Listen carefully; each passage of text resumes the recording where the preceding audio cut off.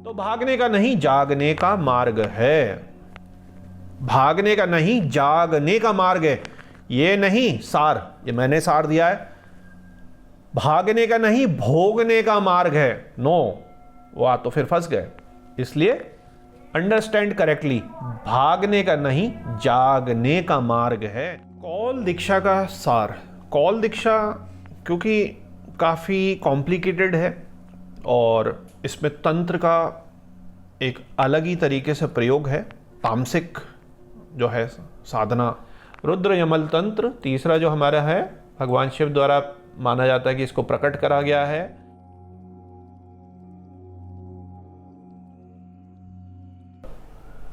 तो मेरे प्यारे शिव भक्तों, आइए अपनी शिव यात्रा को आगे बढ़ाते हैं और इस वीडियो में जो मेन किताबें और ग्रंथ हैं अलग अलग शैव संप्रदाय की, उनको समझने की कोशिश करते हैं। अच्छा करिए, Kashmir Shaivism and school of philosophy और थॉट ऑफ त्रिका, जो त्रिका हमारा सिस्टम है, इसी का थोड़ा सा ओवरलैप है डिफरेंट। हम कौल संप्रदाय की बात करते हैं, कौला भी कहते हैं, कौल हमारा हिंदी में जो है, इसमें मांत्रिक, तांत्रिक, यांत्रिक तीनों चीज़ों का जो है होता है, इसमें यांत्रिक भी है।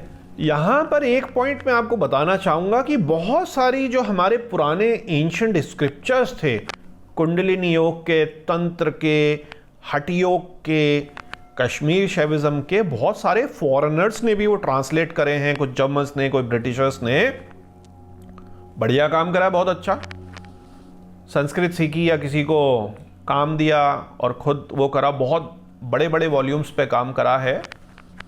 थोड़ा सा आपको ध्यान देने की बात यह है कि जब आप इंग्लिश ट्रांसलेशन को पढ़ रहे हैं तो थोड़ी सी अपनी बुद्धि विवेक को यूज करिए, क्योंकि कई बार क्या होता है कि इंग्लिश में जो ट्रांसलेटेड चीज है वो बिल्कुल परफेक्टली वो भाव या तंत्र की वो गूढ़ जो रहस्य एक्चुअल में करना क्या, वो कई बार मिस हो जाते हैं, अलाइनमेंट से थोड़ा सा हिल जाते हैं।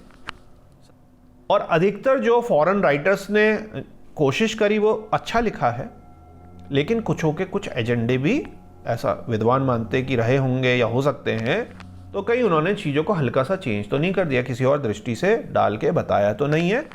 तो जो भी आप ग्रंथ पढ़ रहे हों, मैं तो कहूँगा चाहे संस्कृत के हैं, हिंदी के हैं, इंग्लिश ट्रांसलेशन है, लोगों की कमेंट्री है, भाष्य है, तो हमेशा आप अपने साधक डायरी में आपको कोई कन्फ्यूजन है, कोई चीज़ कन्फ्लिक्टिंग लग रही है, तो उसको नोट करिए और अपने अनुभव अपनी सोच से आप करिए, क्योंकि जब आप साधना में तो आपकी सोच भी है।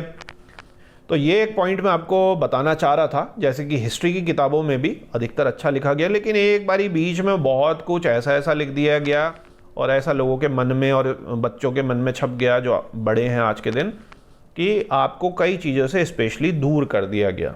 तो ऐसी संभावना है, क्योंकि कुछ ऑथेंटिक स्क्रिप्चर्स हैं, कहाँ मिले, कैसे मिले, कुछ म्यूज़ियम में हैं, कुछों की कॉपीज़ हैं, कुछों की ट्रांसलेशंस हैं, कुछों की कमेंट्रीज़ हैं, अंग्रेज़ों ने लिख दिए, अंग्रेज़ों ने किसी को कह के लिखवा दिया, मतलब बहुत कुछ इस तरीके का है। तो ये एक आप इसको छोटा सा डिस्क्लेमर या टिप की तरह समझिएगा। अब बात करते हैं कि देखिए, जब हम कौल की बात करते हैं तो त्रिका का कुछ पार्ट तो हो गई, त्रिपुरा, षोडशी, और जो मेन माँ हैं तंत्र की, कौल की, कुब्जिका माँ, काली, ये जो हैं ये कवर करी हैं। कौल ज्ञान निर्णय, कामाख्या तंत्र, मात्र का भेदन तंत्र, क्योंकि जब आप कौल साधना करेंगे तो आपको पता, इवन शिव साधना भी बड़ी करेंगे, मांत्रिक पुरुषरण लेके, संकल्प करके, यंत्र को आप स्थापित करेंगे, माला को अभिमंत्रित करेंगे करके, विन्यास करेंगे। उन सब चीज़ों में आपको मंत्रों के भेदन, अक्षरों के बीज मंत्र, बहुत सारे जो सिस्टम है, एक तरीके का मैनुअल कि ये डिक्रिप्ट कैसे होंगी चीज़ें, तो ये आपको पता होना चाहिए इसकी भी, क्योंकि इस तरीके से आपको कुछ किताबें रेफर करनी है। वामकेश्वरी तंत्र में तो इतनी किताबें हैं कि अंतहीन किताबें हैं। कुछ कुछ फेमस जो हैं तंत्र कौल की, और कई किताबें जो हैं वो गुरुओं के पास, मठों के पास अपनी हैं, जो ऑब्वियस ही बात है कभी भी बाहर नहीं आएंगी, जो ताम्रपत्र पे, पुराने पेपर पे, पेड़ों की छाल पर लिखी गई हैं, उनको कई लोगों ने अपने पास ही रखा है। वो केवल कुछ ही साधकों को तंत्र दी जाती हैं, पर मेजरली जो है आपको मैंने कौल की मेन जो है बता दी। अब इसमें मत्स्येंद्र नाथ जी का नाम आता है। क्यों आता है?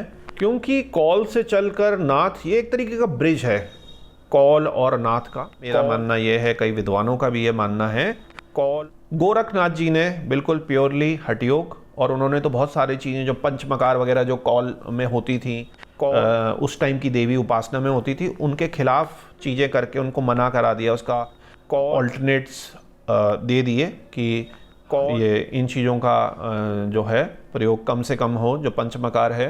तो उनका ये मानना है कि जागृत देह ही देवता है और जागृत शक्ति ही शिव है, और शरीर और शक्ति की पूजा ही तंत्र है।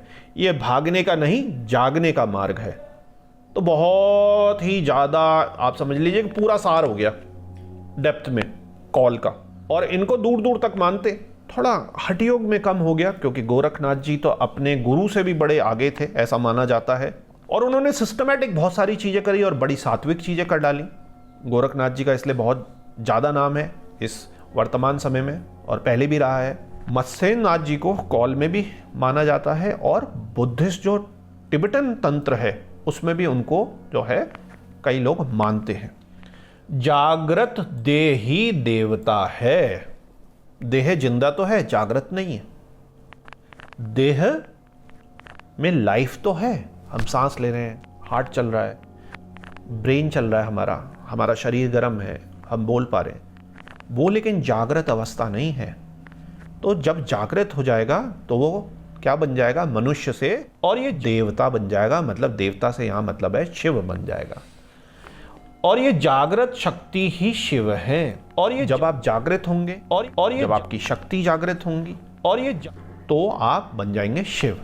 शरीर और शक्ति की पूजा ही जो है वो तंत्र है। उन्होंने ये नहीं कहा कि केवल शक्ति की ही पूजा करो या केवल शिव ही की पूजा करो, शिव तो आपके अंदर ही छुपे हैं, लेकिन उन्होंने कहा शरीर की भी पूजा करनी पड़ेगी। बहुत डीप मीनिंग है इसका।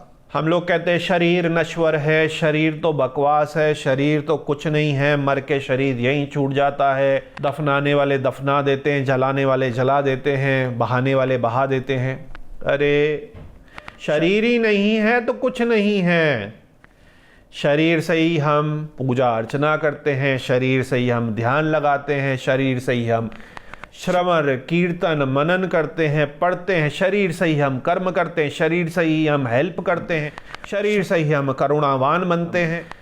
ये बिल्कुल उल्टा पता नहीं कब जाके चेंज कर दिया कि शरीर किसी काम का नहीं है, शरीर से तो अपने शरीर से चिढ़ो, अपने शरीर तो आपका बेकार है। अरे नहीं, शरीर तो मंदिर है, शरीर की पूजा करो, शरीर में सात्विकता रखो। ये शरीर ही तो आपको आत्मा का जो है बेस है। अपने आप आत्मा तो अलग काम कर रही है, करवा तो शरीर से रही है। तो शरीर को आपने बिल्कुल भी लाइटली नहीं लेना है आगे चल के, क्योंकि मत्स्येंद्र नाथ जी का, क्योंकि वो नाथ के हैं सर्वोच्च। हठ योग में भी शरीर पर बहुत ज्यादा ध्यान है, मतलब अत्यधिक ध्यान है। इसीलिए तो योग है सारा नाथ योग में, जिसका पूरा जो फायदा है वेस्टर्न वर्ल्ड में, ग्लोबल वर्ल्ड में नहीं मिलता। मैंने पहले भी बताया, जब हम नाथ संप्रदाय को लेंगे तो इसमें मैं विस्तृत चर्चा करूंगा। भागने का नहीं, जागने का मार्ग है। अब ये भी देखिए, भागने का नहीं, यहां से होकर आप भाग गए कहीं कंदराओं में, गुफा में, नदियों के पास, संसार से गायब हो गए, संसार के लिए कुछ नहीं कर रहे। संसार में रहते हुए सभी चीजों को भोगते हुए सात्विक तरीके से जागने का मार्ग है। सारे लोग भाग जाएंगे तो संसार कैसे चलेगा? ब्रह्मा जी परेशान हो गए थे, ब्रह्मा जी परेशान हो गए थे। ये जो वंश चल रहा है, पृथ्वी चल रही है, जिसमें हम इंसान है, हम ही तो सोच सकते हैं ऐसा, वंश ही नहीं बढ़ेगा आगे। तो अर्थ धर्म काम मोक्ष सब चीजों की जरूरत है। सारे लोग संन्यास ले लें। तो ब्रह्मा जी ने जब सृष्टि की रचना करी तो जो उनके मानस पुत्र थे, जिनको बनाया गया, उसकी हम साइंटिफिक उसमें कभी चर्चा करेंगे बड़ी। पहले भी सन्यासी ले लिया उन्होंने, कहा मेरा ये भोग में कोई रुचि नहीं है, काम में कोई रुचि नहीं है, तो संतान नहीं होगी आगे। दूसरे तीसरे कई पीढ़ियां चलेगी उनकी, एक एक करके ब्रह्मा जी बनाते रहे।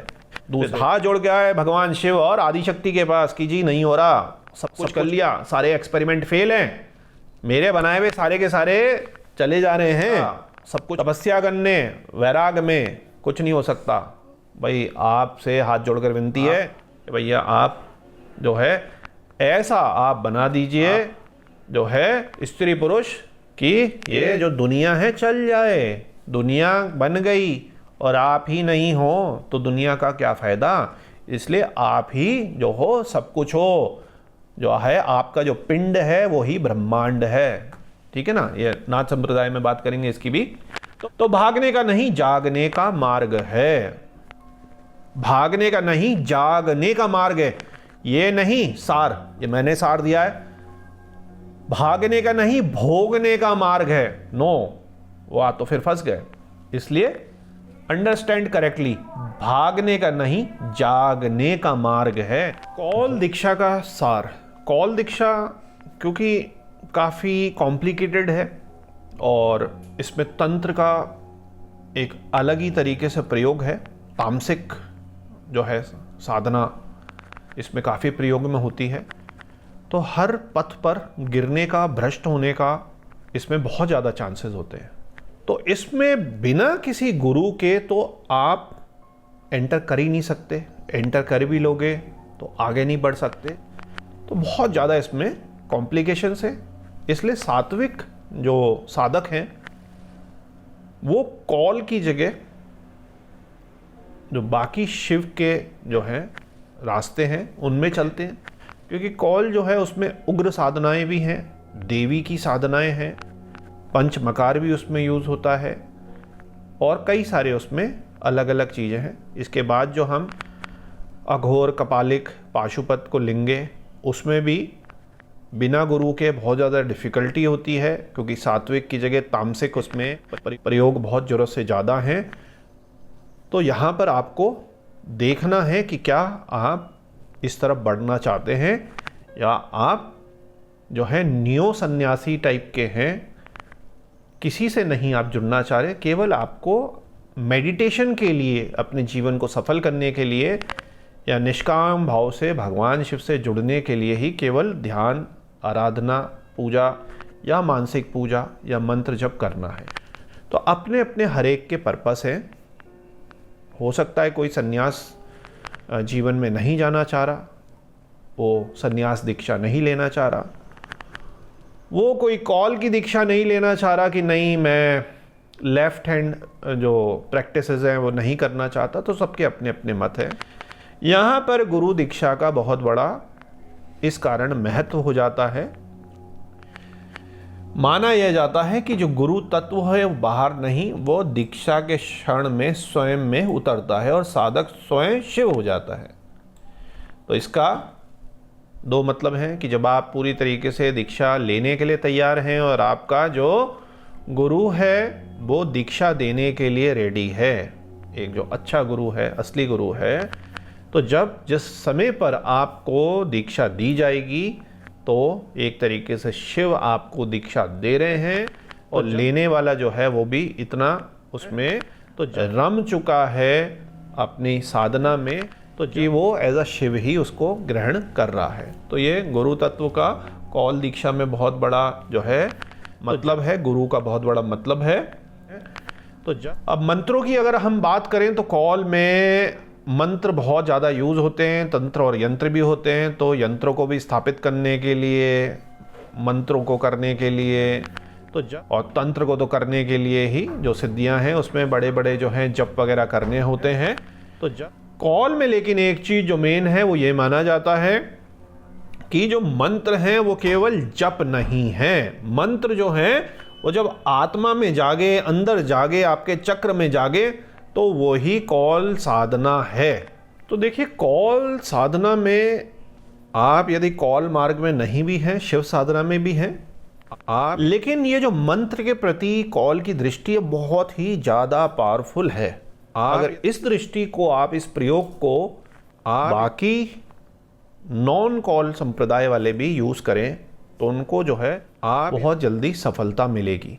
क्योंकि आपको पता है कि मंत्रों को तो कीलित करा जा चुका है, उसका उत्कीलन काफ़ी कॉम्प्लेक्स है, उसके लिए सामान भी चाहिए, उसके लिए साधना भी चाहिए, उसके लिए एफर्ट्स भी बहुत सारे करने पड़ते हैं। 10 संस्कार जो उत्कीलन के हैं उसके लिए बिल्कुल सही गाइडेंस भी होना चाहिए। इसलिए कई साल, तो 1-2 साल, जब तक आप 5-10 लाख मंत्र जप नहीं कर रहे हैं, तो तब तक तो आप उसको भक्ति भाव से करिए, नाम जप करिए, भक्ति भाव से करिए। जिस दिन आपको लगे कि नहीं, अब तो मेरे को 1 करोड़, 5 करोड़ जीवन भर, 25 लाख, 24 लाख, ये इस तरीके के बड़े करने हैं, फिर वो पूरा विधिवत रूप से करना है, उसका अनुसरण करना है, उसका तर्पण, मार्जन, हवन, ब्राह्मण भोजन सब कुछ करना है, या कोई विशेष सिद्धि के लिए तो उसमें फिर मातृकाएँ भी होंगी, उत्कीलन भी होगा, बीजों का भी होगा, उसके जो देवी देवता हैं वो भी बैठाने पड़ेंगे।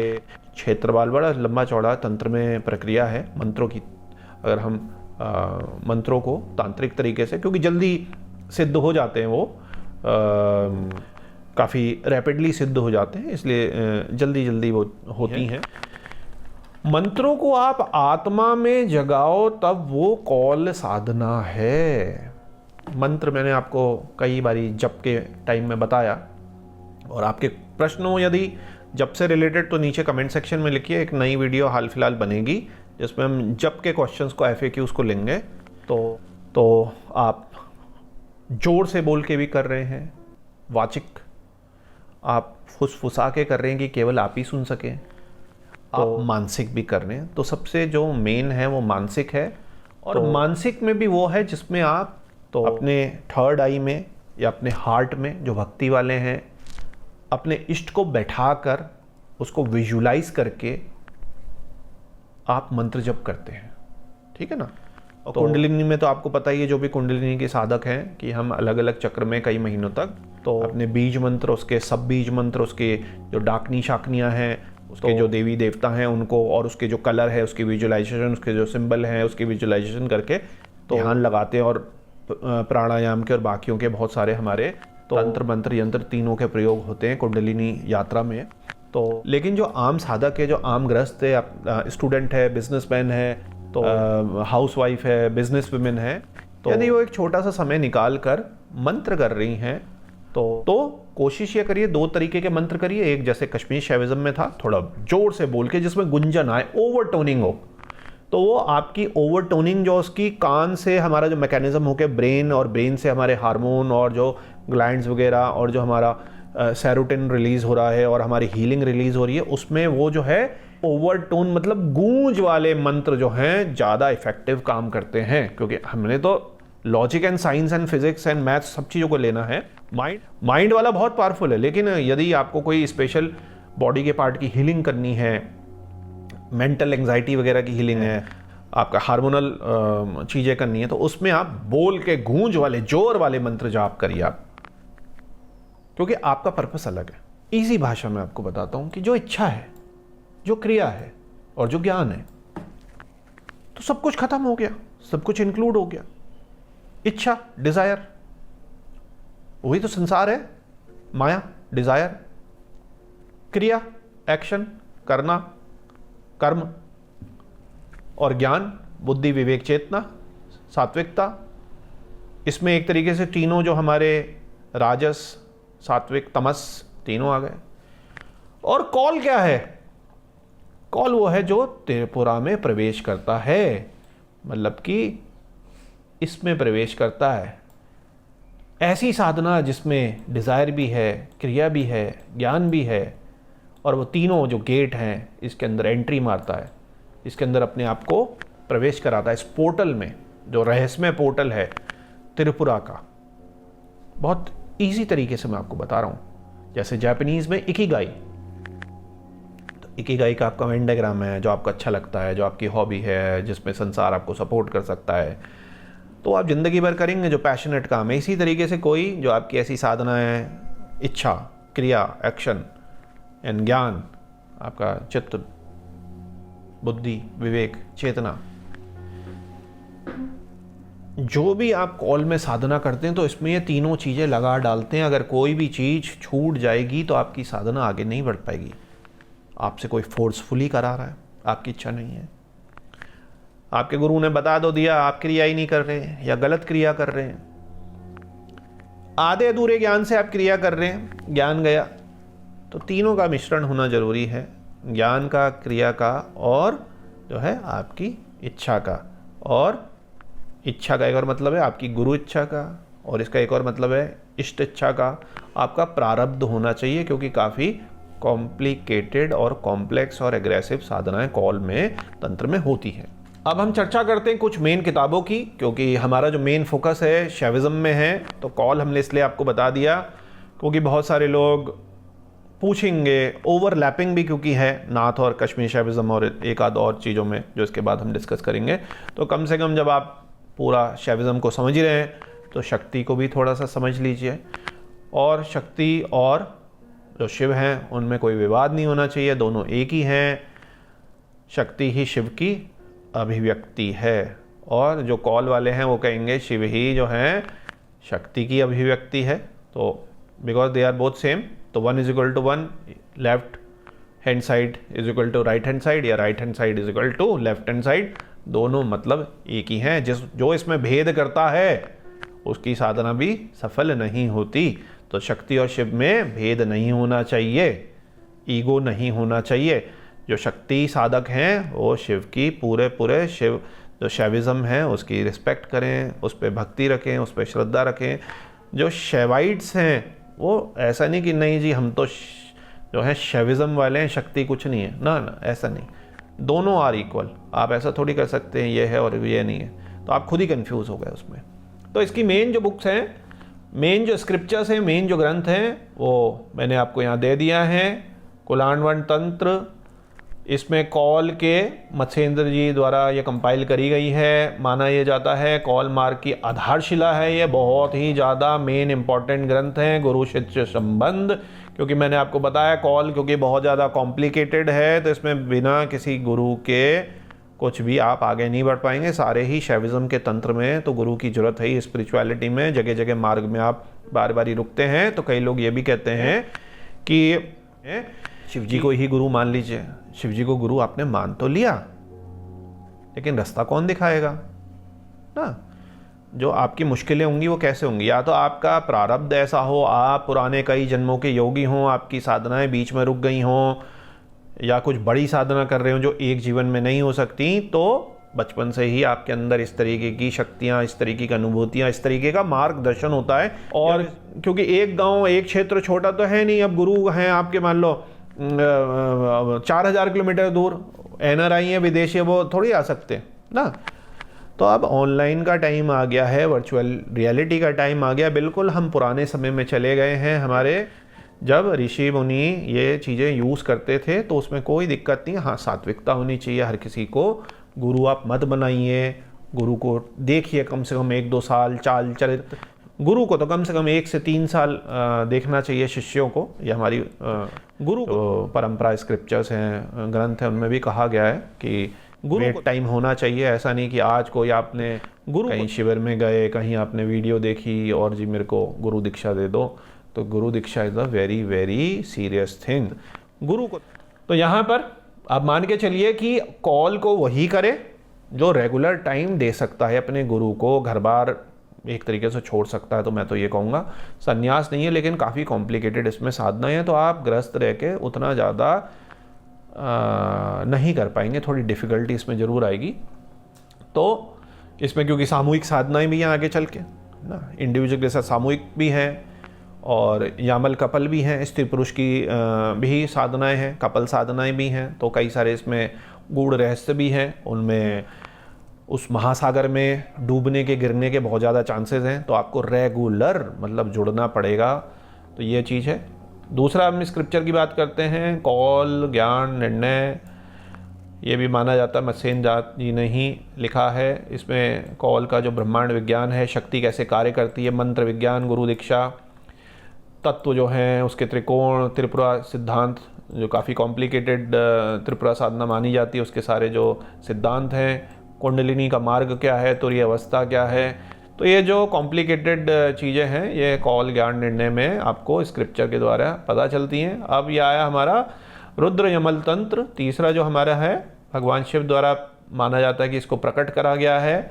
इसमें फिर से ओवरलैपिंग आ जाएगी, तांत्रिक दीक्षा, भैरव भैरवी दीक्षा, ये काफ़ी इंपॉर्टेंट है कि मैंने आपको बताया ना यमल कपल हैं, तो भैरव भैरवी का रूप लेकर आप अगर पुरुष हैं तो आप भैरव हैं, तो आपको एक अपना कंपेनियन फिर देखना है जो भैरवी हैं। भैरवी के रूप में आप किसी को पूजेंगे, वैसे यूजली रूप में नहीं, कोई कंपेनियन ही ढूंढा जाता है। इसी तरीके की साधनाएं होती हैं, गुप्त साधनाएं हैं। और अगर आप स्त्री हैं, लड़की हैं, तो आप भैरवी हैं तो आपको एक भैरव ढूंढना पड़ता है। तो कंबाइन भी ऐसी हैं, या फिर आप अपनी चेतना में भैरव रूप को जगाते हैं। अगर आपके साथ नहीं है तो मैंने आपको बताया कि युगल साधनाएं इसमें हैं, अघोराचार्य है, मंत्र है, यंत्र है, काम शक्ति का साधना में प्रयोग होता है। ये जो है कौल वामाचार का जो है ग्रंथ है। वामाचार जो लेफ्ट हैंड है, इसमें पंचमकार वगैरह ये सारी चीज़ें यूज़ होती हैं।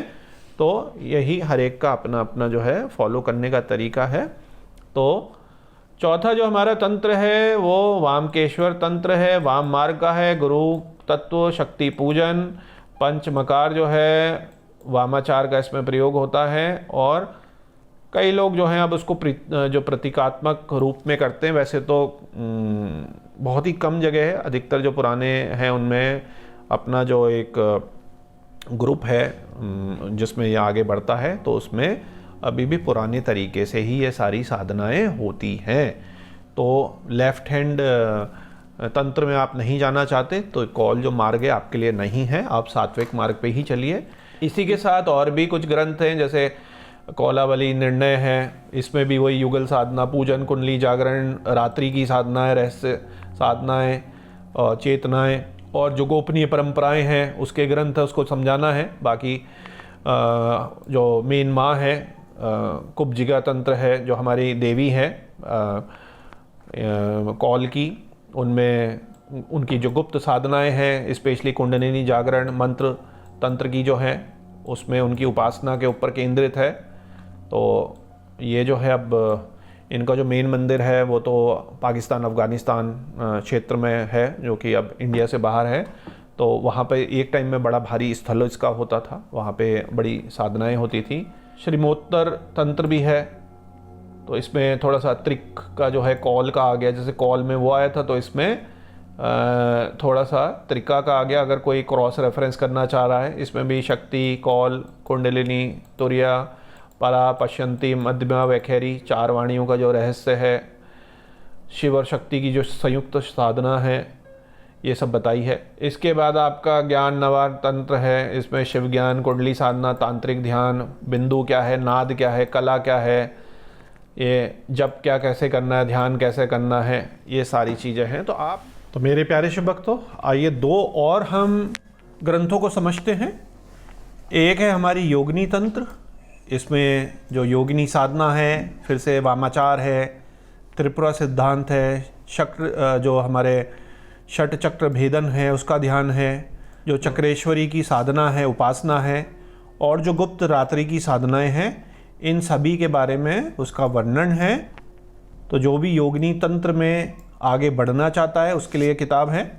फिर एक ये मुख्य किताब मातृका भेद तंत्र, इसमें संस्कृत के जो हमारे वर्ण हैं जिनको हम मातृकाएं कहते हैं, उसमें कैसे शक्ति चलती है, उसका मंत्रों में प्रयोग कैसे होता है, उसके क्या वर्ण हैं, क्या उसके जो है मातृकाओं का न्यास होता है, उसमें ध्वनियाँ क्या हैं, और वह किस तरीके से हर जो बीज मंत्र है उसमें छुपी हुई जो उसकी स्फुटन की ऊर्जा है, वो जो बीज जब अंकुरित होगा कैसे मंत्र काम करते हैं, कैसे उच्चारण होता है, कैसे उसके जो स्वर हैं किस तरीके से करे जाते हैं, किस से जुड़कर क्या बना है, शक्ति के लिए क्या इस्तेमाल है, शिव के लिए क्या है। तो इस तरीके के जो भी मंत्रों के रहस्य, उच्चारण के रहस्य हैं, अक्षरों के रहस्य हैं, बीजों के रहस्य हैं, वो मातृका भेद तंत्र से आपको पता चलते हैं।